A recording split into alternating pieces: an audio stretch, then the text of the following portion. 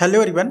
आज हम लोग पढ़ने वाले हैं मार्च फॉर फ्रीडम चैप्टर के question and answer English class 4th। Okay, so आइए इस चैप्टर को स्टार्ट करते हैं। तो पहला प्रॉब्लम यहाँ पर दिया गया है कि फिल इन द ब्लैंक्स, मतलब हमें खाली स्थान को भरने हैं। ठीक है, सो पहला यहाँ पे है पीपल एट साबरमती आश्रम स्पन खड़ी ऑन चरखा, यानी जो लोग साबरमती आश्रम में रहते थे वो क्या करते थे, चरखा पर लोग बुनाई करते थे। ठीक है, सो पहले में आपको भरना है singing bhajans and listen to the Gandhi ji lecture. ठीक है, यानी जितने भी लोग रहते थे उस आश्रम में मतलब भजन भी सुनते थे और गांधी जी के लेक्चर भी सुनते थे। ओके, तो पहले में आपको भरना है singing bhajans and Gandhi ji lecture.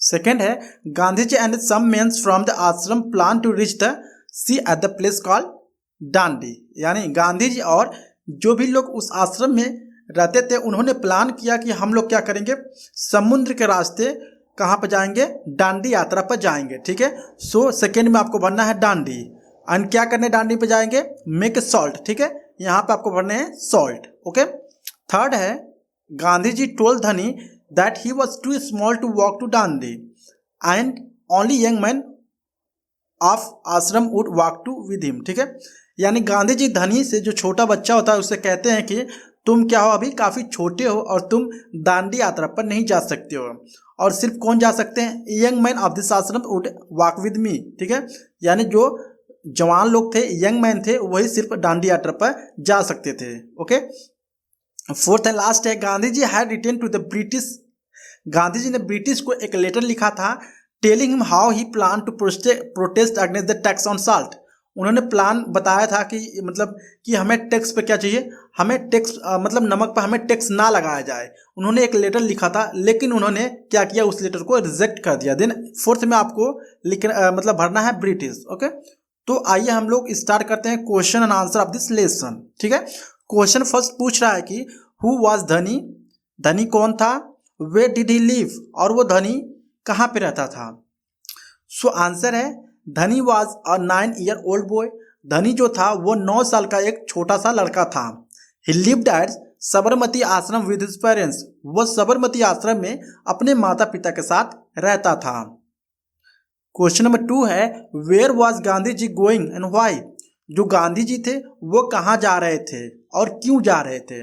Answer है Gandhi ji was going on march for make a salt, जो गांधी जी थे वो बेसिकली कहाँ जा रहे थे, मार्च पर जा रहे थे, मतलब प्रदर्शन करने जा रहे थे Dandi, for make a salt यानी नमक बनाने के ऊपर। ठीक है, and to avoid tax on salt through British government, और वह उस पर जो टैक्स लगता है नमक पर, वो टैक्स को अवॉइड कराना चाहते थे, मतलब उस पर छुड़वाना चाहते थे। इसलिए वो चाहते थे कि हम खुद अपना नमक बनाएंगे और उस टैक्स से छुटकारा पा जाएंगे। ओके, क्वेश्चन नंबर 3 है why did Gandhi ji and his follower not take a bus और ट्रेन टू डांडी, यानी गांधी जी और उनके जितने भी लोग फॉलोवर थे, मतलब उनके जितने भी लोग साथ जाने वाले थे, उन्होंने डांडी पर जब वो लोग गए तो ऐसा क्यों नहीं किए कि वो लोग बस से चले जाएं या ट्रेन से चले जाएं। तो आंसर है Gandhi ji and his follower didn't take the bus और train to Dandi because if they will go on a long march and walk all the way to Dandi the news will speed, यानी उनके कहने का मतलब था अगर गांधी जी बस या ट्रेन से जाते तो लोगों को पता नहीं चलता कि वो लोग क्या कर रहे हैं, एक तरह से प्रदर्शन कर रहे हैं नमक के ऊपर। ठीक है, मीन्स डांडी यात्रा कर रहे हैं। ओके, तो इसलिए वो उन्होंने डिसाइड किया कि हम लोग चल कर जाएंगे, जिससे कि जो न्यूज हो पूरी दुनिया में फैल जाए कि हम लोग क्या कर रहे हैं, एक तरह से प्रदर्शन कर रहे हैं नमक के खिलाफ, या नमक के जो टैक्स होते हैं उस पर, उसके खिलाफ। ओके, सो क्वेश्चन नंबर 4 है why did Dhani's father tell him when he wanted to follow Dandi's. ठीक है, यानी जो धनीज फादर धनी को क्या बताते हैं और जो धनी है वो कब मतलब डांडी पर जाना चाहता था। तो आंसर है धनी फादर टोल्ड हिम, धनी के पिताजी धनी को समझाया कि डोंट बी सिली धनी, तुम बेतुका मत बनो धनी, you can't walk so much, तुम छोटे से बच्चे हो और तुम ज़्यादा दूर तक नहीं चल सकते हो। Only young man will go on March, सिर्फ जो यंग मैन है वही सिर्फ मार्च यानी प्रदर्शन करने जाएंगे, उस डांडी यात्रा पर जाएंगे।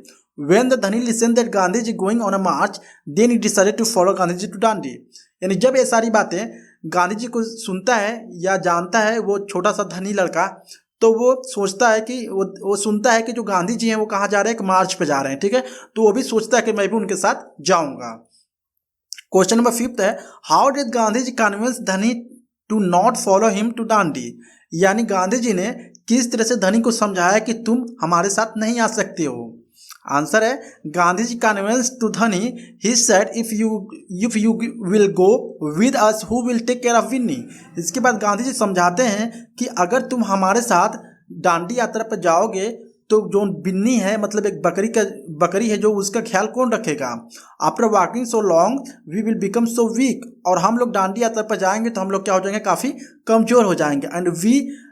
and when I come back I will need that drink a lot of milk to become strong again। और जब हम लोग वापस आ जाएंगे तो हमें बकरी के दूध पीने की आवश्यकता होगी, ठीक है। सो तुम क्या करो, so stay here with Binni, तुम बिन्नी के साथ यहाँ पर रुको और क्या करो, तुम उसको देखभाल करो। और इसके बाद से हम लोग क्या करेंगे, जब वापस आएंगे तो हम लोग उस बकरी का दूध पियेंगे। Okay, question number 6 and last है, write one sentence from the chapter showing Dhani and Binni were great friend. हमें क्या बताना है कि हमें समझाना है कि इस चैप्टर के अकॉर्डिंग कि बिन्नी जो है और धनी है वो किस तरह से काफ़ी गहरे दोस्त थे।